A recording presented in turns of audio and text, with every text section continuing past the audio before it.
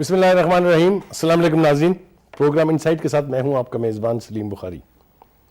ناظرین, مودی صاحب کو نہ جانے کیا سوجی ہے, پھر انہوں نے ایک دیوانے کی بڑھ کی طرح سے ایک بیان دے دیا ہے کہ وہ پاکستان کے باقی کے دریاؤں کا پانی بھی بند کرنے جا رہا ہے. 3 دریاؤں کا پانی پہلے بند کر چکے ہیں وہ. اس میں قصور اس میں بھارت کی کیا کمال ہے وہ تو ایک علیحدہ بات ہے, لیکن اس میں ہماری بے حسی کو جتنا دخل ہے اس کے حوالے سے میرا دل چاہ رہا ہے کہ میں اپنے پینلسٹ کے ساتھ آج بات ضرور کروں. مجھے وہ حوالے یاد ہیں کہ کچھ لوگوں نے کہا کہ آئندہ اس خطے میں عالمی جنگ کا آغاز پانی کے ایشو پر ہوگا. مجھے اچھی طرح سے یاد ہے وہ. اس کے لیے بہت سی تعویلات جو ہیں وہ ہمارے سامنے ہیں, اور جو حوالے آپ کے سامنے آئیں گے میرے پینلسٹ کے تھرو, ان سے آپ کو پتہ چلے گا کہ دنیا میں یہ تاثر اب ابھرتا جا رہا ہے کہ سروائیول کی لڑائی جو ہے وہ ہے کہ کسی قوم کے پاس کتنا پانی ہے. اور مسلمانوں کے ساتھ ہمیشہ پانی کے معاملے پر زیادتی ہوئی ہے, اس میں بھی کوئی شبہ نہیں ہے. وہ چاہے دریائے فرات کا پانی ہو یا نیل کا پانی ہو یا پھر پاکستان میں اس کے دریاؤں کا پانی ہو, یہ ایک پوری لمبی تاریخ ہے جس پر بھی بات کریں گے ہم.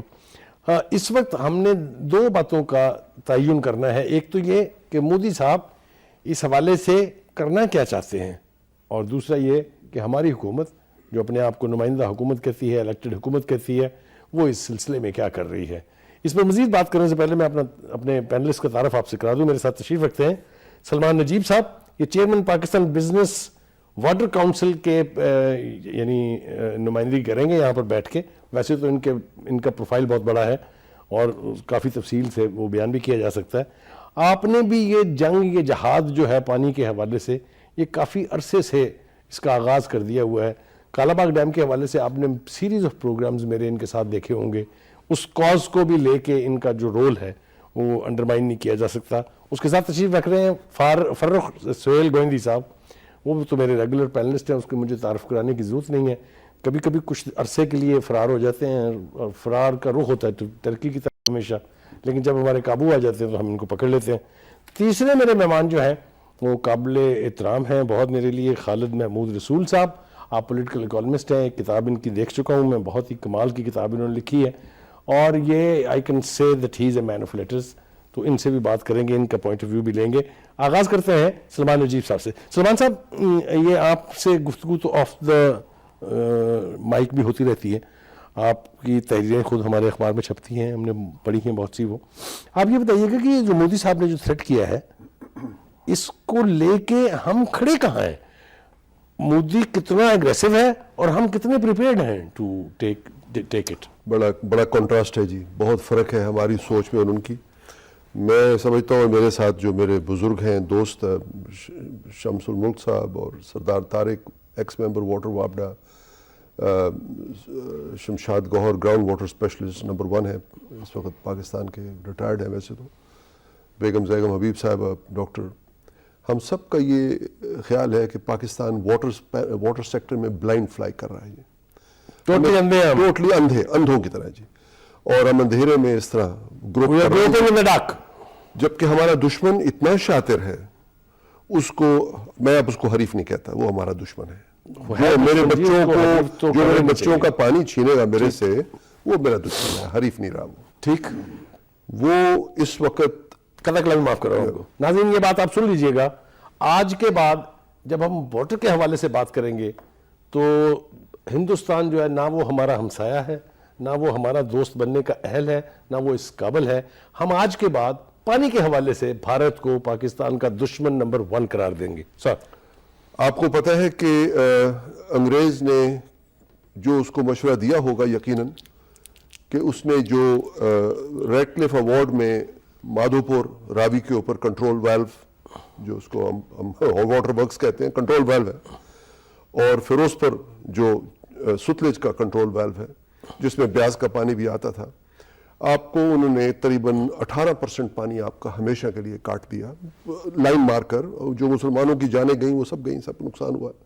اس کے بعد انہوں نے ان کو یقیناً کشمیر پہ قبضہ کرنے دیا, راجہ کا لے دینا, پیسے لینا آگے پیچھے, وہ اگینسٹ آل پارٹیشن فارمولا.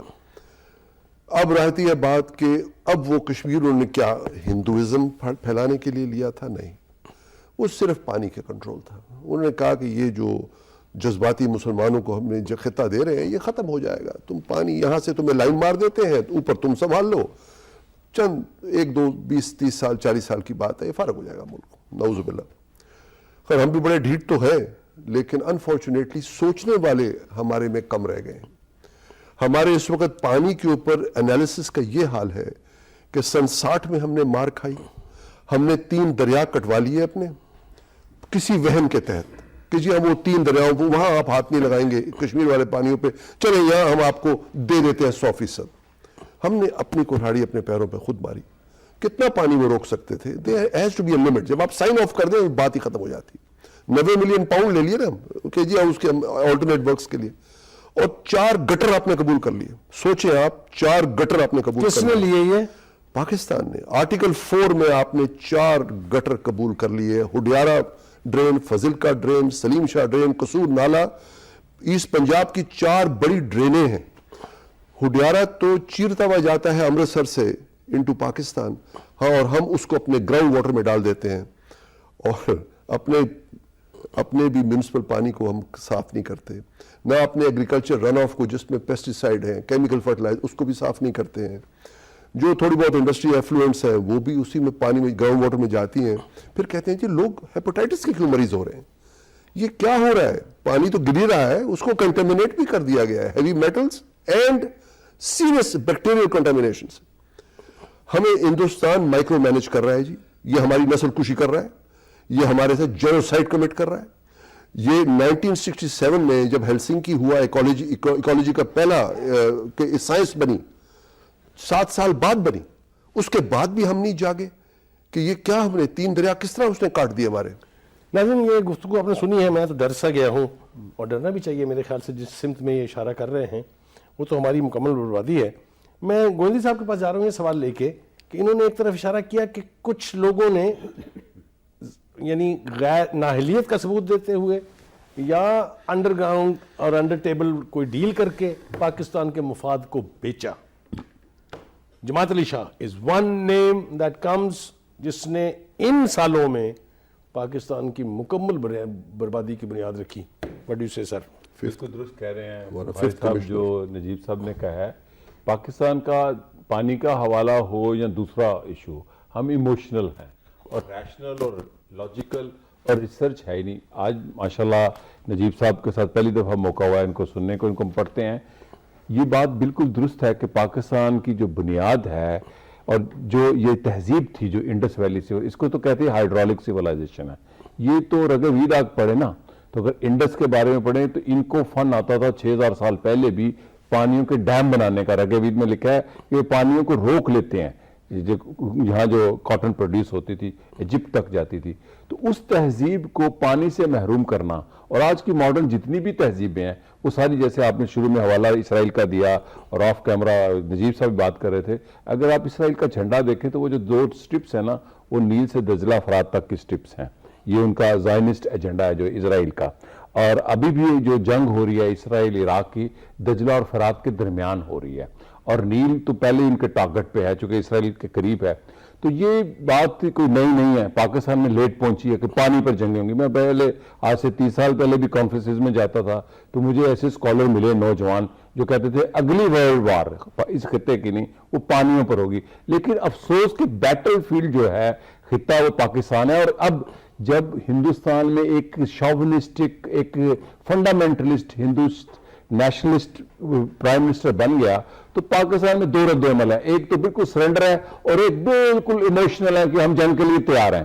یعنی کہ وہ مودی کے ایجنڈے کو ہی فالو کریں کہ ہم جنگ کے لیے بھی, کس بات کی جنگ کرنی. آپ اپنی عقل, وزڈم, ریسرچ, تحقیق سے عالمی معاملات کو, جو مودی جس کو قطعاً اس کے پاس, بھارت کے پاس یہ حق نہیں ہے کہ وہ یہ کہے کہ ہم آپ کا پانی بند کر دیں گے. کیوں کہے؟ جو پانی ہم نے, چلو ہم نے کچھ سرنڈر کیا جیسے نجیب صاحب کہہ رہے تھے انڈس ٹریٹی کا ہے, لیکن ہم جو معاملات, عالمی معاملات طے ہوئے ہوئے ہیں, وہ بھارت کسی طرح بھی قانونی انٹرنیشنل ریلیشن, انٹرنیشنل لا کے حوالے سے اس کو پابند ہے فالو کرنے میں. یہاں پر ہماری جو رولنگ کلاسز ہیں اور ہمارے جو رولرز ہیں اور ہمارے جو پالیسی میکر ہیں, جو سویلین پالیسی میکرز ہیں, ایون جو بیوروکریسی ہے, اس کا آپ اگر موقف دیکھیں, آج 50 سال بعد ہم یہ کہتے ہیں کہ انڈس ٹریٹی فلاں نے بیچا. لیکن آج کل بھی معاملات اسی طرح گھمبیر ہے جو 50-60 سال پہلے تھے. تو ہمیں آج بھی بھارت کا یہ جواب نہیں ہے کہ ہم کوئی اعلان کریں کہ جی ہم جنگ کے لیے تیار ہیں. معاملہ یہ ہے کہ مودی کون ہوتا ہے کہ وہ یہ کہے کہ پانی میں پاکستان کا بند کر دوں گا. کیا یہ اگر ایسے یہ بات دنیا کے کسی اور خطے میں کی جائے تو میرا خیال ہے کہ وہ متعلقہ ریاست عالمی فورمز پر جائے گی. جو عدالتیں ہیں, جو فورمز ہیں, ہم بالکل خاموش بیٹھے ہیں. ہمارا فارن منسٹر ہو, ہمارا جو پالیسی پلاننگ کرتے ہیں, احسن اقبال صاحب کو دیکھ لیں, بڑی خوبصورت باتیں کرتے ہیں. نثار فاطمہ صاحب کے بیٹے, میں تو ان کو پرانا جانتا ہوں, بڑے سوبر طریقے سے, لیکن بنیاد کوئی نہیں ہے. میں آپ کو بڑے افسوس سے کہہ رہا ہوں, اس کی کوئی بنیاد نہیں ہے. جس کو سی پیک دیے جا رہے ہیں نا, یہ تو چینیوں نے کیا ہے, اس میں ہمارا کوئی کمال نہیں ہے. ہم نے تو صرف ان پر سائن کیا, آؤ جی آ جائیں. یہ پہلے روسی کرنا چاہتے تھے, سوویت یونین سے پہلے بھی زار چاہتے تھے. تو ہمارا کیا میں ہمیشہ کہتا ہوں کہ اپنا جہان پیدا کر. ہم جب تک تعلیم ہمارے پاس نہیں ہوگی ہمیں ان معاملات کا پتہ نہیں چل سکتا. دوسرا رد عمل ہے جنگ کا, جو ہماری گلیوں میں ہمارے جو مذہبی لوگ ہیں وہ کہتے ہیں ہم بھارت کے ساتھ جنگ کے لیے تیار ہیں. یہ بھی کوئی حل نہیں ہے. بھی جنگ تو وہ چاہتے ہیں, جنگ ہم کیوں کریں؟ ہمیں ڈپلومیٹک جنگ کرنی ہے, ہمیں پولیٹیکل جنگ کرنی ہے, ہمیں اپنے علم سے آگے نکلنا ہے. جیسے نجیب صاحب کہہ رہے تھے کہ مسلمانوں کا المیہ یہ ہے, یہ آف دا کیمرہ کہہ رہے تھے, تو کریڈٹ ان کو جاتا ہے کہ مسلمان نشانہ کیوں ہیں؟ علم میں پیچھے ہیں. جب آپ علم میں پیچھے ہوں گے تو علم کے نہ ہونے کی بنیاد پر آپ کو دنیا کے معاملات کا علم نہیں ہوگا. آپ کی اپروچ بالکل سطحی ہوگی. ہم ایک لفظ بول کے فارغ کر دیتے ہیں حنود و یہود کی سازش, لیکن وہ سازش ہے کیا؟ ہمیں 20, 40, 50 سال بعد پتہ چلتا ہے کہ ہمارا پانی جو سا ہے وہ ختم ہو رہا ہے, اور اس کو ختم کرنے کی ایک بڑی بڑی بڑی لانگ ٹرم ان کی پالیسی ہے. تو میں یہ سمجھتا ہوں کہ پاکستان کے اندر ہماری جو پالیسی میکرز ہیں ان کا نیشنلسٹک بیہیویئر ہونا چاہیے. ہمارا نیشنلسٹک بیہیویئر نہیں ہے. ہم انٹرنیشنل جو پاورز تھے ان کے ٹولز رہے ہیں, میں فرنٹ لائن اسٹیٹ رہے ہیں, بلکہ ہم کلائنٹ اسٹیٹ سے بھی آگے, اور بھی میں بڑا سخت لفظ بولتا ہوں, وہ رہے ہیں. تو اس لیے ہم ایسے معاہدات کرتے آئے ہیں جس کو آپ نے کہا $90 ملین لے لیا, تو اس کی وجہ یہ ہوتی ہے. جی خالد صاحب, آپ نے گفتگو سن لی, سلمان نذیر صاحب نے کیا کہا, گوئندی صاحب نے کیا کہا. میں آپ سے 2 سوال پوچھنا چاہتا ہوں. ایک تو یہ کہ اس کا جو پولیٹیکل امپیکٹ آئے گا پاکستان کے اوپر, یا جو پہلے آیا ہے اس کا بھی آپ تذکرہ کر دیجئے گا. مگر مجھے یہ بات بھی بتائیے گا کہ یہ جب سب کچھ ہو رہا ہوتا ہے تو کیا ہماری جو ٹاپ لیڈرشپ ہے, جو رولنگ ایلیٹ ہے ہماری, ان کے پاس وزڈم کی کمی ہے, ان کے پاس انڈرسٹینڈنگ کی کمی ہے, وہ بے حس ہے, وہ پاکستان کے مفاد سے کوئی تعلق نہیں رکھتے ہیں؟ کیا کہوں میں, کن لفظوں سے یاد کروں میں ان رولرز کو جنہیں یہ سب کچھ نظر نہیں آتا؟ بڑا انٹرسٹنگ آپ نے سوال کیا ہے. اسی آپ کے سوال کے دوسرے حصے سے میں شروع کرتا ہوں. انفارچونیٹلی ہماری اپنی تاریخ میں اگر آپ دیکھ لیں تو ہمارے ہاں جو بھی حکومتیں رہی ہیں اس میں 50% سے زیادہ اتھارٹیرین گورنمنٹس رہی ہیں. ٹھیک. تو جب آپ کے ہاں اتھارٹیرین گورنمنٹ ہوئے گی تو آپ کے ہاں وہ جو ایک نیشنل لیول کے اوپر ایک پلورل ڈیسیشن میکنگ کا ایک پروسیس ہوتا ہے, وہ تو موجود ہی نہیں تھا. ٹھیک. اچھا, اب اس میں یہ ہے کہ فرد واحد ایک چیز کا فیصلہ کر رہا تھا اور اس نے ہینڈ پکڈ اپنے لوگ جو ہے نا وہ رکھے ہوئے تھے. اچھا, اب وہاں فرد واحد جب اتھارٹیرین ریجیم کا ہیڈ ہوگا, اس کی اپنی کچھ پرائرٹیز ہیں, اس کا ویژن, اپنی کچھ مجبوریاں ہیں, اپنی مجبوریاں بھی ہیں, اور اس کا اگر بہت اچھا ویژن بھی ہو تو بھی وہ کنسٹرینٹ ہے. اب یہ ہے کہ جب امریکن کے اپنے جو ان کے ڈاکومنٹس ڈی کلاسیفائی ہوئے ارلی 60s کے, تو اب ہمیں انکشاف ہو رہا ہے کہ اس وقت کی کیبنٹ میں کون کون لوگ تھے جو بیسیکلی CIA کے پے رول پہ تھے, اور اپنے جو کیبنٹ کی میٹنگ ابھی ادھر ختم ہوئی تو ساتھ ہی واشنگٹن جو ہے وہ اس کی بریٹس بھی چلے جایا کرتے تھے. تو بھائی اگر آپ اپنے آپ کو لے جائیں ذرا 60s میں, تو جس انوائرمنٹ میں ہم اس وقت آپریٹ کر رہے تھے, ویژن وغیرہ تو بڑی دور کی باتیں ہیں. اس وقت کوئی اس طرح پلورل قسم کی ڈیسیشن میکنگ پروسیس نہیں تھا. جو اس وقت فرد واحد عقل کل بنے ہوئے تھے, ان کے نزدیک وہ ایک کمال مارکا مار رہے تھے. تو جو سلمان نجیب صاحب نے بالکل صحیح کہا کہ اس کو جس وائڈر انداز میں, جس ہسٹوریکل پرسپیکٹو کے ساتھ جس طرح اس کی اپورشنمنٹ کی گئی, اس کو کیلکولیٹ کر کے دیکھا جانا چاہیے گا, اس انداز میں تو نہیں ہوا. وہ ایک انتہائی لے دے کا معاملہ کر کے اس میں اس کو کنکلوڈ کیا گیا. اس زمانے میں بھی دس metre dragged a lot. It was a huge issue between both these countries. لیکن یہ کہ جس انداز میں اس کو کنکلوڈ کیا گیا, وہ ایک اعتبار سے آج اس کا آپ خمیازہ جو ہے بھگت رہے ہیں. تو بھائی جو اس وقت ہماری سیاسی قیادت کا ویژن کا فقدان تھا, جو ان کی گہرائی اور گہرائی میں کمی تھی, انفارچونیٹلی بعد کی حکومتوں میں بھی وہی رہی, بھلے وہ سیاسی حکومتیں تھیں. اب سیاسی حکومتوں کا دیکھ لیں کہ پچھلے 25-30 سال میں جو ہم کلوزلی چیزوں کو دیکھ رہے ہیں کہ جتنی بھی ہماری سیاسی حکومتیں ہیں ان کی تو بھائی ایوریج جو مدت رہی ہے وہ 2.5 سال 2 سال سے زیادہ نہیں رہی، ایکسیپٹ کہ جو پچھلی ٹرم ہے وہ پوری ہوئی ہے. تو جن حکومتوں کی اپنی ٹرم کا یہ عالم ہوگا ان سے آپ ایکسپیکٹ کرتے ہیں کہ وہ ویژن لے کے آئیں گے، سارا کچھ لے کے آئیں گے.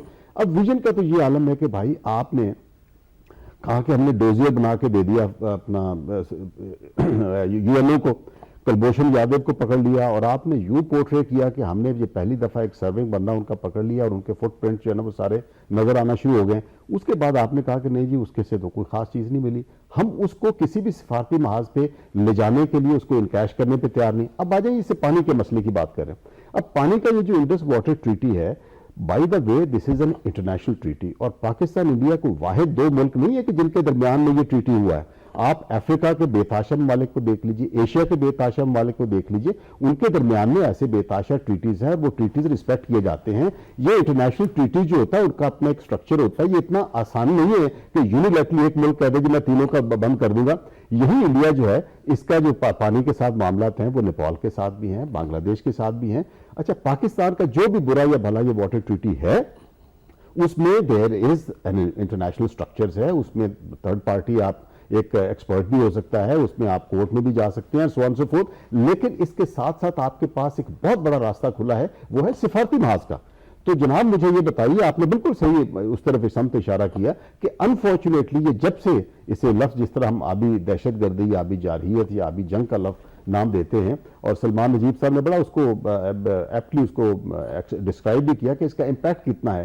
تو بھائی اس اعتبار سے دیکھیں تو جس ملک کا پراپر فورن منسٹر بھی نہیں ہے، تو انٹرنیشنل فورمز پہ کتنی دفعہ اس پانی کے مسئلے کو اٹھایا گیا. اس پانی کے مسئلے کو یا میڈیا نے اٹھایا ہوا ہے، یا یہاں کے چند لیڈرز نے اٹھایا ہوا ہے، یا ایسے چند ایکسپرٹس نے اٹھایا ہوا ہے. مجھے آپ یاد کر کے بتائیے کہ پچھلے 8 سالوں میں بھلے وہ پی پی کی گورنمنٹ تھی یا یہ گورنمنٹ تھی، انٹرنیشنل فورم پہ کتنی دفعہ اس مسئلے کو ہم اٹھا کے لے کے گئے. جن صاحب کا آپ نام لے رہے ہیں بس انہی کی خبریں آتی تھی اور وہ جو اندر کھاتے ہوئے وہ آپ کے سامنے. تو لہٰذا جو ویژن 1960 میں محدود اور مایوس کن تھا، انفارچونیٹلی آج بھی وہی ہے.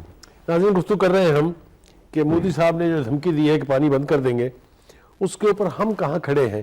میرے پینلسٹ نے پہلے تو اس ایشو کو کا احاطہ کیا ہے کہ یہ ہے کیا، اور اس کے ساتھ ساتھ جہاں کہیں بھی ماضی کے اندر غلطیاں ہوئی ہیں یا ماضی کے اندر ہمارے ہاں سودے بازی کا لفظ تو خیر بہت برا ہے، مجھے نہیں استعمال کرنا چاہیے، لیکن یہ لفظ استعمال کیے بغیر چارہ بھی نہیں ہے.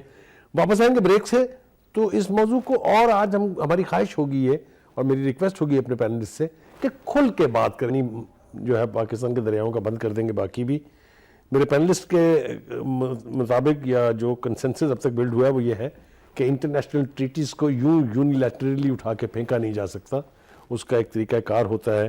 میں اب سلمان نجیب صاحب سے جو درخواست کرنے جا رہا ہوں وہ یہ ہے کہ آپ یہ بتائیے کہ کیا ہمارا لاسٹ کارڈ ڈراپ ہو چکا ہے یا ہمارے پاس ابھی بھی اتنی سپیس ہے کہ ہم اپنے اس ایشو کو لے کے انٹرنیشنل کمیونٹی میں، انٹرنیشنل آربیٹریشن میں، انٹرنیشنل لیگل کورٹس میں کیا do we have a chance to stand. جی نجیب صاحب. جی بخاری صاحب، ایسا ہے کہ اس کا جواب اس طرح بنتا ہے کہ انڈیا نے جو ہم پر آبی جارحیت کر رکھی ہے اس کے تین حصے ہیں، 3 سٹیجز ہیں. سن 47 سے لے کے 60 تک آپ کہہ لیجئے، جب تک اس نے 19 سپتمبر 1960 کراچی میں یہ سائن نہیں کر لیا ہمارے ساتھ، وہ جب تک بڑا نروس تھا. میں آئی ڈبلیو ٹی کو انگریزی میں انڈس واٹرز ٹریٹی نہیں سمجھتا. اب میں جس نظر سے اس کو دیکھتا ہوں، 2 دفعہ ہندوستان بھی ہوا ہوں اس مسئلے پر، بائی لیٹرل ٹاکس پر ٹریک 2 میں اس کو انڈیا وانٹڈ ٹائم، انڈیا کو وقت چاہیے تھا، وہ اس نے وقت گین کیا. سن 60 میں اس نے ہمیں غلط فہمی میں ڈال دیا کہ جی میں آپ کے 3 مغربی دریا جو ہم انڈس، جہلم اور چناب کا نام رکھا ہوا ہے، ویسٹرن ریورز جو کشمیر کے دریا ہیں، ان کو میں کچھ نہیں کروں گا، میں 3.6 MAF لوکل آبادی کے لیے لوں گا. اور بڑا ڈھونگ رچایا ہمارے نہرو صاحب جب کراچی تشریف لائے تو آخری دن انہوں نے ایک ریکویسٹ کی کہ آپ مجھے 6 لاکھ ایکڑ اور آبپاشی کے لیے جگہ دیں، آخر کشمیر کی آبادی بھی بڑھنی ہے، جموں کشمیر کی. تو ایوب خان صاحب نے ایز اے گڈ ہوسٹ کہا کہ ہاں نو پرابلم. تو وہ 0.7 کو 1.3 ملین ایکڑ آبپاشی کے لیے کہا جی تھوڑا سا پانی ہمیں اور دے دیجیے گا. اور ایک ریکویسٹ ہماری اور ہے، नॉर्थ टू साउथ टनलिंग की इजाजत दी गई है कि हम किसी भी जेलम की ट्रिब्यूटरी से दूसरी ट्रिब्यूटरी में पानी ला सकें, वुलर पे नहीं लाएंगे जहां जेलम शुरू होता है, यानी नीलम जो है जिसको वो किशन गंगा कहते हैं, उससे हम किसी नाले पर बुनाद नाले पर बनाया ना किशन गंगा। ये पहला स्टेज था कि उन्होंने अपनी जारियत इस तरह की कि उन्होंने फिरोजपुर और माधोपुर पर कब्जा करके 3 दरियाओं का तो हिसाब रख लिया, फिर आपको मजबूर किया। और इस पर शम्स भाई जैसे लोग, शम्सुल मुल्क जो मेरे पैनल के, मेरे उस्ताद भी हैं, मेरे पैनल में शामिल भी हैं 4 साल से, वो कहते हैं यार हमने सोचा होगा, मेरा ख्याल हमने सोचा होगा कि यार पता नहीं पानी आता भी है कल लाहौर पंजाब में, तो चलो ये 3 दरिया दे दो तो हम रिप्लेसमेंट बना लेंगे, लिंक कनाल्स और बना के हम चनाब, जेलम और इंडस से पानी ले लेंगे। हमने सोचा चलो यार उनको शर्म आई जाएगी कि हमने 3 दरिया काट लिए, 3 पे हम कुछ नहीं करते। ठीक, ये देखें ना, ये हमारे बुजुर्गों की सोच थी कि हमारी सोच फर्क है ना। वो इसको जारियत कर रहा था और हम समझ रहे थे कि यार उसकी कोई मजबूरी है, और हमने ये गलती कर दी। फिर फेज 2 में उसने क्या किया, जैसे उसने बांग्लादेश से फारग कर दिया हमें, उसने फेज 2 शुरू किया 74-75 के बाद। तरबेला तैयार नहीं हुआ, उसने बहुत बड़ी एक मुहिम शुरू कर दी कालाबाग के खिलाफ, नौशहरा डूब जाएगा, फला डूब जाएगा। 915 फुट का एक डैम जो है मैक्सिमम अबव सी लेवल, वो 940 फुट की जमीन को किस तरह खराब कर सकता है, वो भी अपस्ट्रीम। ठीक है जी, ठीक। ये against all laws of physics कि 940-950 से कम जो जमीन नहीं है उसको, जो 2 गॉर्जेस है, एक छोटा सा नौशहरा में भी और एक बड़ा अटक गॉर्ज है, they are the culprits of the 1929 flood. और 2010 में भी उन्होंने नौजुबिल्लाह नुकसान पहुंचाया हमें। बेसिकली उन्होंने हमें ट्रक की बत्ती भी चला दी कि साहब ये डैम बन गया तो हम तबाह हो जाएंगे। अब उसमें वली खान साहब थे, बाद में एक इंडस फोरम बनाया खुफिया, अब तो खुल के आ गया वो सामने। वो साउथ में कोई दोस्तों ने बना दिया है जो इंडिया के लॉबीज से, हमें पता होना चाहिए उनका। उन्होंने ये सिलसिला शुरू कर दिया। बगैरतों का तज़किरा नहीं करना आपने तफसील से, वो जो इंडियन लॉबी के तौर पर हम काम करते रहे। निसार मेमन साहब ने शुरू करवाया था, ये इसको तेज किया है मुशर्रफ के दौर में। मुशर्रफ दौर में उसमें राग़िब अब्बास शाह साहब जो टेम्पररी चेयरमैन बने थे कुछ अरसे के लिए, वो अखोड़ी को किल करके गए। यानी आपके पास आज तरबेला अगर आपका खत्म होता है, और 15, 10, 20 साल में, कुछ पता नहीं कब खत्म होगा, अल्लाह ना करे जल्दी खत्म हो, लेकिन वो पीक को गुजर चुका है। इस वक्त 1380 फुट पे उसका पानी स्टोर होता है, उसके नीचे डेड लेवल है, सारा सब कीचड़ है। 1550 पे कभी कुछ महीने, कुछ हफ्ते आता है, यानी एक आप पूरा पाकिस्तान 170 फुट पानी पे चल रहा है, वो भी 2 महीने। ठीक है, एक डैम है आपका। वो उन्होंने आपको इस हालत में कर दिया कि Akhodi is a post Tarbela scenario. जब तरबेला सिल्ट अप हो जाएगा, उसमें आखिर 20 करोड़ टन आता है सालाना, उसके अंदर सिल्ट आता है, सैंड सिल्ट सेडिमेंट। तो वो हाउ यू कैन इमेजिन, आज तक उसके डीसिल्टिंग के लिए कुछ नहीं किया है। कुछ कर ही नहीं सकते मेरा ख्याल है जी, वो इतना वसी डैम में आप अंडर वाटर ड्रेजिंग नहीं कर सकते। उन्होंने फिर आपको कालाबाग डैम को अपोज किया, और पिछले 15-16 साल में एक और साजिश की हमारे साथ जो हमें समझ नहीं आ रही अभी तक।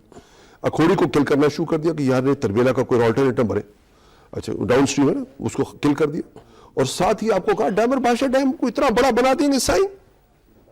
निसार मेमन साहब ने फरमाया कि आपको जरूरत ही नहीं होगी कालाबाग की, आपको ऊपर दे देंगे स्टोरेज।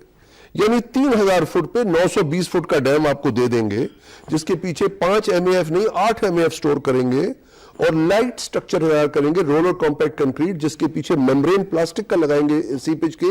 4000 फुट पे एक डैम बनाएंगे 8 MAF का, जो बनता है 10 क्यूबिक किलोमीटर्स, और 1 मीटर पानी 1 टन है, तो 10 क्यूबिक किलोमीटर का मतलब है 10 बिलियन टन ऑफ वाटर।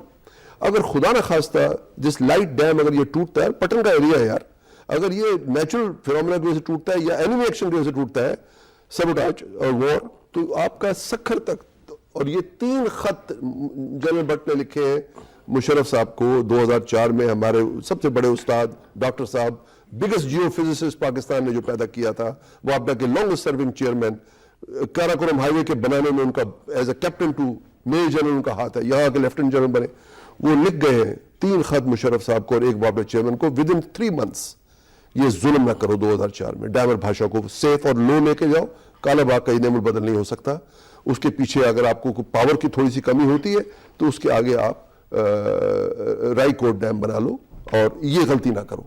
और 1 नहीं 2 नहीं, उन्होंने 3 महीने में 4 खत लिखे।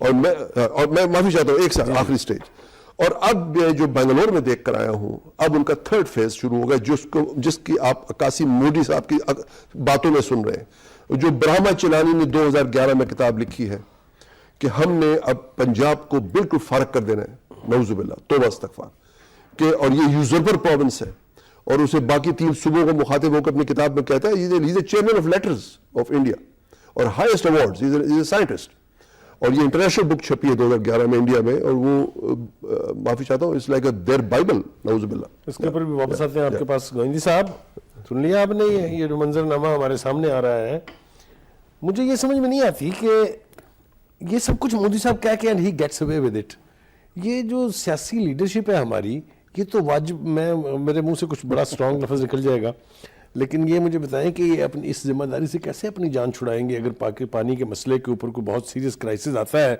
تو یہ سارے ہمارے سکسیسو حکمران جو ہیں are they not guilty of high treason? بالکل ہیں جی، گلٹی کیوں نہیں ہے؟ یہ نیشنلسٹک ایٹیچیوڈ ہی نہیں ہے ان ساری لیڈرشپ کا، جو ہماری الیکٹڈ لیڈرشپ ہے موسٹلی، جس کو ہم بڑا آئیڈیلائز کرتے ہیں، جو بڑا کریڈٹ لیتے ہیں چند پلوں کا، چند فلائی اوورز کا، کسی میٹرو کا، اور وہ یہ سمجھتے ہیں کہ دنیا یہ چند شہری تعمیرات سے ترقی کر جاتی ہے۔ اور وہ پاکستان میں مجھے ایک محفل میں جانے کا، ایک لیڈر کو سننے کا موقع ملا جن پر آج میں نے کالم بھی لکھا ہے، تو وہ ہمارے سامنے جرمنی کی، جاپان کی اور کوریا کی ترقی بتا رہے تھے اور اپنی ناکامی بتا رہے تھے، اور 30 سال سے حکمران ہیں۔ جو رولرز، پیپلز پارٹی ہو، پاکستان مسلم لیگ نون ہو، یہ پچھلے جیسے بھی 2.5 سال حکومت ٹوٹتی ہے، 3 سال ٹوٹتی ہے، یہ پاور میں ہیں جب بھی ہیں، لہٰذا اگر ملٹری لیڈرشپ رسپانسبل ہے تو یہ اس سے زیادہ رسپانسبل زیادہ ہیں، چونکہ یہ لوگوں کے ووٹ سے آتے ہیں۔ اور ان کا جو دیکھیں، میں ہمیشہ کہتا ہوں پاکستان کے اندر جنرل بیہیویئر، ہم بات بڑی کرتے ہیں پاکستان پیارا ہے، ہم نیشنلسٹ نہیں ہیں، ہم قومی مفادات پہ کمپرومائز کرتے ہیں۔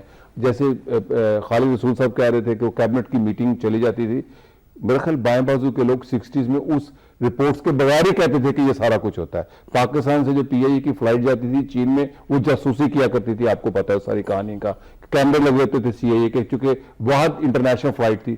تو پاکستان میں تو ہمیشہ سی اے اے کا بڑا سینٹر رہا ہے، اسلام آباد ضیاء الحق کے دور میں جو بڑے امیر المومنین تھے۔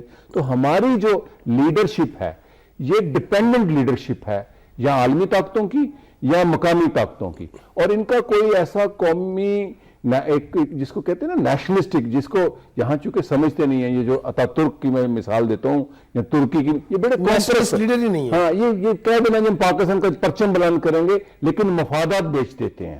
وہ مفادات بکنے کی خبریں جب ڈی کلاسیفائڈ پیپر آتے ہیں یا مجیب صاحب جیسے لوگ کتابیں لکھتے ہیں، تحقیق کرتے ہیں، ہم ان کے کالم پڑھتے ہیں تو ہمیں پتہ چلتا ہے کیا ہو رہا ہے۔ تو پاکستان کی جو موجودہ لیڈرشپ ہے، اپوزیشن میں جو ہیں، جو پار میں ہیں، میرے خیال وہ قوم پرستی کی تعریف میں نہیں آتے، لہذا ان کے ایجنڈا بڑے محدود سے ہیں اور ان کا ویژن بھی بڑا محدود ہے۔ ان کا ویژن اتنا نہیں ہے جیسے ہمارے دوست یہ بتا رہے ہیں کہ دنیا میں کیا ہونے جا، نہ وہ پڑھتے ہیں، ان کتابوں کا نام نہیں ان کو پتا، ان رائٹرز کا نام نہیں پتا، وہ زیادہ سے زیادہ کوئی ناول پڑھ لیا، کوئی بیان پڑھ لیا، کسی کوئی کالم پڑھ لیا۔ اور پاکستان کی لیڈرشپ تو میں بڑے معذرت کے ساتھ کالم نگاروں کو کالم پڑھ کر پاکستان کی لیڈرشپ اپنا علم کی جلا بخشتی ہے۔ کالم نگاری علم کی، صحافت کی، تحقیق کی سب سے آخری سرحد ہے، اور اس بنیاد پر وہ اپنا علم میں اضافہ کرتے ہیں۔ ناظرین، آپ نے سن لیا ہے جو گوئندی صاحب نے کہا ہے۔ مجھے تو خیر پاکستانی کے طور پر کافی عرصے سے اس حوالے سے شرم آتی ہے کہ ہماری لیڈرشپ جو ہے اس کے اندر نیشنلزم نہیں ہے، مگر یہ جو آج ہم بات کر رہے ہیں یہ بہت گمبھیر ہے، یہ اپنی نوعیت کے اعتبار سے بھی گمبھیر ہے، اپنی ایکسٹینٹ کے اعتبار سے بھی گمبھیر ہے، اور اپنے امپیکٹ کے اعتبار سے بھی گمبھیر ہے۔ ہم آج اس پروگرام میں یہی کوشش کریں گے کہ کاش ہماری یہ جو لیڈرشپ جو بقول گوئندی صاحب کے ہمارے کالم پڑھ کے انلائٹن ہوتی ہے، کیا اس کو ہم یہ سمجھا پائیں گے کہ یہ وقت ہے ٹو ایکٹ، یہ وقت ہے ٹو تھنک، لیکن مجھے اس کے اوپر کوئی بہت زیادہ امید نہیں ہے۔ بریک کے لیے کہا جا رہا ہے، بریک سے واپس آئیں گے تو محمود رسول صاحب کے پاس چلتے ہیں اور ان سے پوچھتے ہیں کہ یہ مجھے اس سوال کا جواب دیجئے کہ جب ہمیں پانی کی ضرورت ہوتی ہے تو پانی بند ہوتا ہے، جب ہماری فصلیں تھوڑا سا سر نکال لیتی ہیں کسی وجہ سے تو سیلابی پانی چھوڑ دیا جاتا ہے۔ دو طرح سے ہماری ایک ہی حوالے سے بن سکتا ہے ایک پروگرام میں۔ میں وعدہ کرتا ہوں آپ سے کہ انشاءاللہ شاید انہی پینلسٹ کو لے کے پھر اس موضوع کے اوپر ہم ایک پروگرام اور کریں گے، تاکہ وہ بات جو کہہ دینی چاہیے وہ کہہ دی جائے، وہ جان ایلیا کے مطابق وہ ان کی نگاہ ناز کا مجھ سے یہ مان تھا کہ آپ عمر گزار دیجئے، عمر گزار دی گئی۔ یہ ہمارے ہاں لیڈرشپ میں ہوتا نہیں ہے کہ جو کام کرنے کا ہے خدا را اس کو کر لیجئے، کوئی اور تو آپ کے بہاف پر نہیں کرے گا۔ جی خالد صاحب آپ کے پاس میں واپس آ رہا ہوں۔ میں نے اپنے اس جیسی میری وزڈم ہے اس شعر میں نے کوشش تو کی ہے وہ سب بات کہنے کی۔ سوال میرا وہی ہے کہ جب ہمیں پانی نہیں چاہیے تو وہ وافر مقدار میں ہم پر ٹھونس دیا جاتا ہے، جب ہمیں پانی چاہیے ہوتا ہے تو ہماری زمینیں بنجر ہو جاتی ہیں۔ اس رویے کے اوپر بھی ہمارے سربراہان حکومت کو، ہماری رولنگ ایلیٹ کا کہ کان پہ جون نہیں رینگتی۔ How do you term this attitude? Unfortunately that's very true کہ یہ جو آبی جارحیت کا یا پانی کا یہ ایشو ہے، ایک تو وہ ایشو ہے جو بٹوین پاکستان اینڈ انڈیا ہے، جس پہ کافی گفتگو بھی ہماری ہو گئی۔ اچھا، اب ایک دوسرا اسپیکٹ ہے کہ ہمارے پاس جو بھی پانی اویلیبل ہے ہم اس کے ساتھ کیا کر رہے ہیں۔ سلمان صاحب نے بڑے اچھا پوائنٹ آؤٹ کیا کہ جو ہمارے پاس پانی آ رہا ہے وہ اگر انڈیا سے ہم نے 4 ان سے نالے، گندے نالے لے لیے، اس کے علاوہ ہمارا اپنا جتنا انڈسٹریل ویسٹ ہے، جتنا سٹی میٹروپولیٹن کا ویسٹ ہے، اس کے علاوہ جتنا ویسٹ ہے، ہم بحیثیت قوم، مجھے بڑی حیرت ہوتی ہے کہ اپنا تمام واٹر ان ٹریٹڈ زمین کے نیچے پھینکے چلے جاتے ہیں۔ آپ ذرا اندازہ کیجئے کہ راوی کے کنارے پر اس شہر سے صرف 2.5 کلومیٹر کے فاصلے کے اوپر دنیا کا سب سے بڑا ڈمپ ہے گند کا، اور وہ ہر وقت دریا کے اندر میں آپ کو 2 مثالیں دوں۔ میرے ایک دوست ہے بہاول نگر سے، وہ ان سے جب میری ملاقات ہوتی ہے وہ کہتا ہے کہ ان کے ہم نیچے کا پانی میٹھا نہیں ہے، وہ نہر کا پانی پینے پہ مجبور ہیں۔ وہ کہتے ہیں کہ جب ہماری نہروں کا پانی زیادہ کالے رنگ کا ہو جاتا ہے تو ہمیں لگتا ہے کہ آج کسی فیکٹری نے ڈھکن کھول دیا۔ My goodness, that is the sad reality. اچھا، دوسرا آپ یہ دیکھیے کہ ہم وہ عجیب لوگ ہیں کہ بہت ساری انڈسٹریز ایسی ہوتی ہیں جسے بیسیکلی اپنے ڈرینیج کے لیے کوئی نالا یا کوئی ایسا ڈرینیج چاہیے ہوتا ہے۔ ہمارے ہاں انڈسٹریل اسٹیٹس کا اس انداز میں کلچر ہی نہیں ہے تو بہت ناکافی سی ہیں۔ کوئی ایسا چیز نہیں ہے، نہ فالو ہوتے ہیں۔ لاہور ہے، حیدرآباد ہے یا دوسرے بڑے شہر ہیں، جن انڈسٹریز کو ڈرینیج چاہیے ہوتا ہے وہ نالے چھوٹے چھوٹے ہوتے ہیں، اس کے ساتھ جہاں جہاں نالا ٹریول کرتا ہے انڈسٹری چلی جاتی ہے۔ آپ لاہور سے لے کے 100 کلومیٹر کے ریڈیس پہ جائیے، آپ کی جتنی انڈسٹری ہے وہ نالوں کے ساتھ ساتھ ہے۔ یہ تو ہمارے ویژن کا عالم ہے۔ تو بھائی بات یہ ہے کہ قصور ہو، سیالکوٹ ہو، لاہور ہو، ہماری اپنا جو انڈسٹریل ویسٹ ہے اور جو سٹیز کا ویسٹ ہے، پانی ہے، وہ سارے کا سارا ان ٹریٹڈ، انتہائی ٹاکسک ہم پھینک رہے ہیں۔ اس ملک کے عوام کے ساتھ زیادتی کر رہے ہیں، اپنے مستقبل کے ساتھ زیادتی کر رہے ہیں، نمبر 1۔ نمبر 2 آ جائے کہ ہمارا جو پانی ہے، ہم کہتے ہیں کہ ہم ایک ایگریکلچر کنٹری ہیں۔ اچھا، مجھے اکثر اوقات اس پہ بڑی حیرت ہوتی ہے کہ اگر ہم ایگریکلچر کنٹری ہے اور اگر ہمیں واٹر شارٹیج نظر آ رہی ہے تو ہم پچھلے 25-30 سال سے ان کراپس کو پروموٹ کر رہے ہیں جو سب سے زیادہ پانی کنزیوم کر رہی ہیں۔ آپ کے پورے پنجاب میں اور اپر سندھ میں شوگر کو پروموٹ کر رہے ہیں، شوگر کین کو، اور شوگر کین کو سبسڈیز دے کے آپ ان ملوں کو پروفٹ دے رہے ہیں۔ آپ کے ہاں جو شوگر پروڈکشن ہو رہی ہے وہ اس لیے کہ سیاستدانوں کی ہے۔ انٹرنیشنلی جو آپ کی شوگر پروڈکشن ہے وہ بغیر سبسڈی کے آپ آج تک 1 kg جو ہے وہ ایکسپورٹ کرنے کے قابل نہیں ہے، بیکاز آپ کی کاسٹ آف پروڈکشن زیادہ ہے۔ اس کے باوجود آپ کا جو کاٹن گروئنگ ایریا ہے مظفر گڑھ کا اور باقی اور بہت سارا ایریا پورا رحیم یار خان ہے، وہ سارے کا سارا آپ نے گنے میں تبدیل کر دیا ہے۔ چاول جس کی اتنی ٹن پانی کی ضرورت ہوتی ہے، آپ سندھ میں اور پنجاب میں دھڑا دھڑ چاول جو ہے نا، اور اس وقت یہ حالت یہ ہے کہ اس وقت پوری انٹرنیشنل مارکیٹ میں چاول کی نیچے قیمت ہم کرے جا رہے ہیں۔ تو کہنے کا یہ مطلب ہے کہ ہم ان کراپس کو پروموٹ کر رہے ہیں جس میں پانی سب سے زیادہ استعمال ہو رہا ہے۔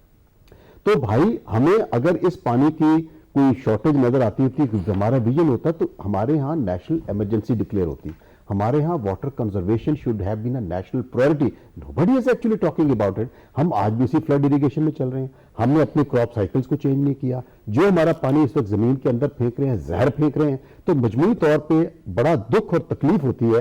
میں دنیا میں بہت گھوما پھرا ہوں، میں فار ایسٹ میں گیا ہوں، یورپ میں باقی جگہوں پہ گیا ہوں، وہاں ایک اسٹینڈرڈ آپریٹنگ پروسیجر ہے کہ آپ کے انڈسٹریل ایریاز کے لیے جگہ مخصوص ہے، پانی کا جو ویسٹ آئے گا، ڈرینیج آئے گا، ٹاکسک مٹیریل جتنا پانی کا آتا ہے وہ سارے کا سارا ٹریٹ ہو کے آگے جائے گا۔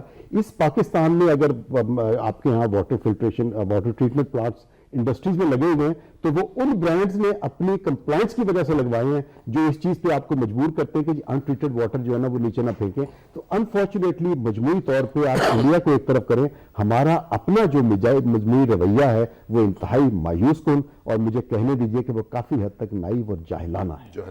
بہت مجھے یہ بتائیے کہ میڈیا، ہم سیاست کے ہر پہلو کے اندر ایک نیا محاذ کھولنے کے لیے ایسی درفنتنیاں چھوڑتے ہیں، ایسے تجزیے پیش کرتے ہیں، मुझे तो समझ में नहीं आता कि मैं क्या कहूँ उन सब जर्नलिस्टों मैं को, कह आप समझ देता रहे हैं हूं। मैं क्या कह रहा हूँ। मुझे आप ये बताइए कि मीडिया ने अपना रोल इस हवाले से पूरा किया है कि हमने अवेयर किया हो लोगों को और अपनी रूलिंग एलीट को कि खुदा के वास्ते आपका मुस्तकबिल की कब्र खोदी जा रही है और आप क्या कर रहे हैं। हमारा मीडिया जिस पर हम बड़ा प्राइड फील करते थे, मैं तो कभी 2002 से कोई प्राइड फील नहीं, मैं पहले ट्रेंड समझ गया था, ये रूलिंग क्लास की लड़ाइयों को प्रमोट करता है, रूलिंग क्लास की फैमिलीज की लड़ाइयों को, रूलिंग क्लास की आपस की लड़ाइयों को, रूलिंग क्लास की जो लाइन ऑफ डिमार्केशन लड़ाई की होती है, उनकी शादियों को, उनके बच्चों को, उनकी जहानत, बच्चा जवान हो जाता है हुक्मरानी, ये मीडिया किसी सतह पर भी बहुत ही मामूली, मैंने आज तक किसानों के हकूक, मजदूरों के हकूक, इंसानों के हकूक, परिंदों के हकूक, इस रियासत के हकूक और फर्ज ये बहस नहीं होते देखी। जुलूस कितना बड़ा है, फलां लीडर पहुंच गया और उसको कुरान पाक के साए में पहुंचाया गया और फलां लीडर ने तावीज बांध तो कल लिया, काज़िम की वापसी हुई है। हाँ जी, तो हमारे कुरान के साए के नीचे से गुजारे जा रहे हैं। हाँ, हमारा इलेक्ट्रॉनिक एक बाजीगरों का इलेक्ट्रॉनिक मीडिया है, उसका विजन नहीं है, नम पे जो उसके परफॉर्मर मैं उनको कहता हूं, हमारे एंकर्स नहीं है। मुझे इत्फाक एक दफा टीम सेबेस्टियान के साथ हुआ 2000 के, जो एंकर होता है, हमारे एंकर परफॉर्मर है, वो रटते हैं, उनको 13-14 बंदे रटा देते हैं, कोई किसी एजेंसी से खबर मिलती है वो बहुत बड़ा एंकर बन जाता है। तो हमारा इलेक्ट्रॉनिक मीडिया एक तो उसका मुताला नहीं है जो उससे मुतल्लिक है, दूसरा उसके इंटरेस्ट में नहीं है, सारा कारोबारी मीडिया है, कॉर्पोरेट मीडिया है, और ये बड़ा लुम्पन सा कॉर्पोरेट है, इतना बड़ा कॉर्पोरेट भी नहीं है, छोटे मोटे इनके इंटरनेशनल मफादात होंगे, बड़े लुम्पन से मफादात हैं। तो हमारा इलेक्ट्रॉनिक मीडिया से ये तवक्को लगा लेना ऐसे ही है जैसे एक जज की नौकरी की बहाली को हमारे लोगों ने ये समझ लिया कि इंसाफ का दरवाजे खुल जाएंगे अगर वकला तहरीक कामयाब हो जाएगी, और लोग ये समझते थे इंसाफ से मतलब अदालत जुमा के इंसाफ से मतलब गलियों गलियों में, कचहरियों छोटी छोटी में इंसाफ होगा। तो हम ऐसे हमेशा फॉलीज में रहती है हमारी कौम, 8-10 साल में एक नई कौम जवान होती है। अच्छा, हम इस पर भी बड़ा फख्र करते हैं, ये यहाँ यूथ बड़ी है। अच्छा, ये एक अलमिया भी है, एक जाहिल यूथ है जिसके पास बेचारी के पास तालीम नहीं है, रोटी नहीं है, डिजास्टर है, ये आबादी का डिजास्टर है। कौमें कभी कौमें बड़ी आबादी से नहीं होती, छोटा सा लेबनान है, छोटा सा 40 लाख उसकी आबादी है, वो दुनिया की एक काबिल एहतराम कौम है। जिस तुर्की की मेरे दिलचस्पी का चूंकि मौजूद है, 6 करोड़ लोग हैं, उसकी तरक्की मुझे कोई दुनिया की कौम बता दे तारीख में या आज तालीम के बगैर। हम कहते हैं जी यूथ है, यूथ का पास है क्या? अच्छा, उसके बाद जो कौम 10 साल के बाद, अगर आप पूरा एक देखें साइकिल होता है, 10 साल के बाद एक लीडर आता है, वो लोगों को एक ख्वाब दिखाता है और उसमें लोग साथ होते हैं। पहले प्रिंट मीडिया होता था, अब इलेक्ट्रॉनिक मीडिया है। तो इसमें इन लोगों का कोई ऐसा रोल नहीं है कि इन्होंने लोगों को कोई अवामी बगावत पर ही उभारा हो। मैं ये भी कहने के, ये मजाहरे करते हैं, तहरीक कोई नहीं। मैस मूवमेंट, मेरे पास एक रिसर्च आई कि 2010 में पंजाब में 10,000 मजाहरे हुए, एक मैस मूवमेंट नहीं चली पिछले 20-25 साल में। पाकिस्तान में 2 मैस मूवमेंट चली हैं, एक 66-67 की, एक पीएमए की, वो जैसी भी थी, 2 मैस मूवमेंट थी। बाकी जितने मुजाहरे हैं, किसी चौक में खड़े हो गए, टायर जला दें, हम भी जुलूस निकाला, रोज 13 जुलूस निकलते हैं मार रोड में, 13 की टोली है। तो इलेक्ट्रॉनिक मीडिया, इसका तो मैं क्रिटिक हूं, हालांकि मेरा रिस्क इससे वाबस्ता है, लेकिन मैं इसका इतना ही बड़ा क्रिटिक हूं। इलेक्ट्रॉनिक मीडिया लोगों को डी एजुकेट करता है। आप कैसे कह रहे हैं कि वो एजुकेट करता है? वो लोगों को ओरिजिनल जो मौजू आप जेर बहस ला रहे हैं, उनके ये मेहमान नहीं होते, उनका मेहमान होता है फलां साहब, वो रैया खान से पीपल्स पार्टी के, वो बड़ी अच्छी लड़ाई कर लेते हैं, वहां फलां खातून गालियां निकाल लेती है लीडर, फलां साहब बहादुर, वो एक भुट्टो साहब के कातिल हैं, वो आप भी बुलाते हैं उनको, वो आके रोला डाल लेते हैं टीवी पे, 13 बंदे से लड़ पड़ते हैं। तो हमारे टीवी पर जो इलेक्ट्रॉनिक मीडिया पर पिछले 14 साल हो गए हैं 2002 से, अगर तब्दीली आनी होती तो ये एंकर भी कभी कौमों को तब्दील करते हैं और कभी मीडिया भी कौमों को तब्दील करता है। कौमों को मैं फिर कहूंगा, पहली और आखिरी बात, तालीम तब्दील करती है, इल्म के बगैर कोई, तो अल्लामा इकबाल अगर पढ़े ना होते तो वो लोहारी की बाजार में किसी हकीम की दुकान पे हावन दस्ता चला, वो पढ़ने के लिए यूरोप गए थे, हाइडलबर्ग गए थे, बर्तानिया गए थे। तालीम ताकत है।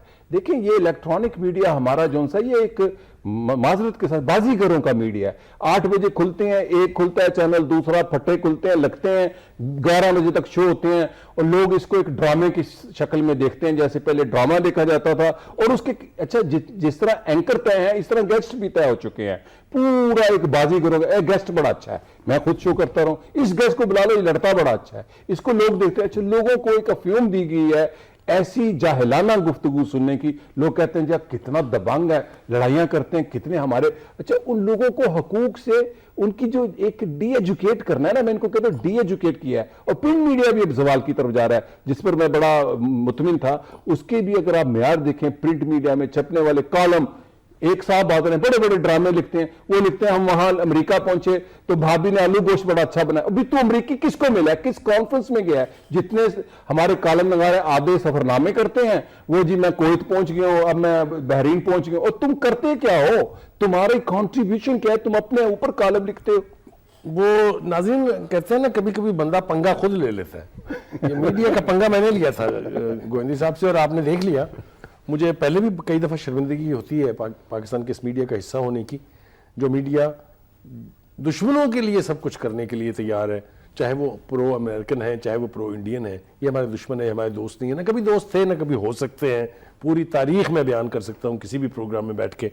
میں نجیب صاحب کے پاس جاؤں گا ایک آخری سوال لے کے کہ جو کچھ بھی ہو گیا، جو بھی اس کا قصوروار ہے، اس کو ایک طرف رکھ کے بتائیے کہ is there a chance for us as a blessing in disguise. جی شلمان صاحب. بخاری صاحب $1 ٹریلین سے زیادہ کا ہم نقصان کھا بیٹھے ہیں پچھلے 40-45 سال میں. $1000 بلین سے اوپر. اور یہ کل میرے ساتھ کچھ اور لوگ بھی لاہور چیمبر میں اس پہ انہوں نے اتفاق کیا. میرے سے بھی زیادہ لاسز بتا رہے ہیں. ایکسپوننشل لاس ہوا ہے. آپ ہر MAF جو آپ پانی سمندر میں پھینکتے ہیں ناٹ یوزڈ، یا ایکسیسو پانی جو فلڈ میں آتا ہے مانسون میں، آپ جو نقصان کرتے ہیں وہ اس کے علاوہ ہے. تو $2 ارب رفلی آپ ایک MAF کے ذریعے آپ ضائع کر دیتے ہیں by not using it. $1 trillion آپ سب سے امیر اس خطے میں ملک تھا اور اب آپ سب سے غریب ہو چکے ہیں کہ آپ کی ایکسپورٹس بھی گر رہی ہیں، آپ کی آبادی تو ماشاءاللہ بڑھی رہی ہے. $25 ارب سے آپ اس سال 19 کے قریب آ گئے اور ٹیکسٹائل آپ کی فری فال میں ہے. ناؤ کمز دی پوائنٹ کہ سولوشن کیا ہے.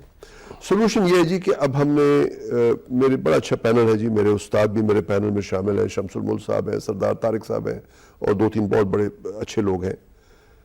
ہم نے 4 سال محنت کی ہے جی، 2 رپورٹیں لکھی ہیں اور الٹیمیٹلی ہم اس نتیجے پہنچے ہیں کہ جب تک انڈس کیسکیڈ نہیں بنے گا، انڈس دریا کو ہم بچا نہیں لیتے دشمن سے by making the Indus cascade, یعنی ہمیں شیوک اور سکاردو چھوٹے ڈیم بنا کر بنجی کے لیے ٹنل پوائنٹ کے لیے پانی صاف کرنا ہے. ڈیمر بھاشا کو پرانی ہائٹ پہ 2006 کی سازش ختم کر کے واپس جانا ہے سیف ہائٹ، یعنی 660 فٹ ابو 3000 آف کورس. اور پانی اس کا 5 MAF سے اوپر نہیں سٹور کرنا ہے، سیف بنانا ہے اس کو. وہ تو اور اس کے ساتھ آپ نے جو لاس آف پاور اس سے زیادہ آپ کو مل جاتا ہے اپ اسٹریم ڈیم جو آپ کا ہے یہ رائی کوٹ. اس کے بعد آپ نے جو 4 آپ کے HPP ہیں، داسو شروع ہو گیا انڈر ورلڈ بینک فائنینسنگ، پٹن ہے، تھاکوٹ ہے، اور جو 4th ایکسٹینشن آف تربیلا ہے وہ پرفورس آپ نے کی ہے. It's not a great project. اور اس کے نیچے کالا باغ ہے، اور اس کے درمیان تربیلے کے اور کے نیچے اور کالا باغ کے درمیان ایک آپ کا غازی بروتھا بھی تو ہے. غازی بروتھا تو ایک ہائیڈرو پاور پروجیکٹ ہے، وہ ماشاءاللہ وہ تو جی ڈائمر بادشاہ کی بات کر رہے ہیں. غازی بروتھا وہ تو چل رہا ہے، وہ تو چل رہا ہے، کالا باغ ڈیم وہ تو چل رہا ہے، وہ تو چل رہا ہے. اس کے بعد آپ کا اکھوڑی کرٹیکل ہے کیونکہ تربیلا کے بعد اسی نے آنا ہے. یہ آپ کو تقریباً 20 سال کا پروگرام ہے تقریباً، اور یہ آپ کو 30,000 میگا واٹ دے دے گا. By the way 30,000 megawatt 28,000 megawatt India Kashmir میں بنا رہا ہے آپ کے دریاؤں پر 171 پوائنٹ بنا کر. پانی بھی آپ کا روک رہا ہے، اس پانی کو استعمال بھی کر رہا ہے اور ہم غافل ہیں. اور اب وہ آپ کے لیے 30,000 میگا واٹ کا پروجیکٹ یہ نیشنل پروجیکٹ بنانا پڑے گا اور ضرب عضب جیسا ایک پروجیکٹ بنانا پڑے گا. اگر جس کو سزا دینی پڑے، جس کے ساتھ جو کرنا پڑے، اب بچوں کو بچانا ہے. اور آپ نے 125-26 بلین یونٹ سالانہ پیدا کرنے، آپ خوشحال ہو جائیں گے انشاءاللہ. اور آخری بات میں آپ سے عرض کر دوں کہ اگر آپ نے یہ شروع نہ کیا، آپ انڈس واٹرز ٹریٹی کو بھی ڈیفینڈ نہیں کر سکیں گے. ناظرین، یہ گفتگو ہم نے کی آپ کی اس سہولت کے لیے کہ آپ کو کم از کم اس پورے منظر نامے کی گھمبیریت سے کچھ شناسائی ہو جائے. کس حد تک ہم اس میں کامیاب ہوئے ہیں یہ فیصلہ تو آپ کو کرنا ہے. جیسا میں نے وعدہ کیا انشاءاللہ پھر اسی پینل کے ساتھ اسی موضوع کو لے کے ہم آپ کی خدمت میں حاضر ہوں گے. اس وقت تک کے لیے اپنے میزبان سلیم بخاری کو اجازت دیجیے. اللہ حافظ.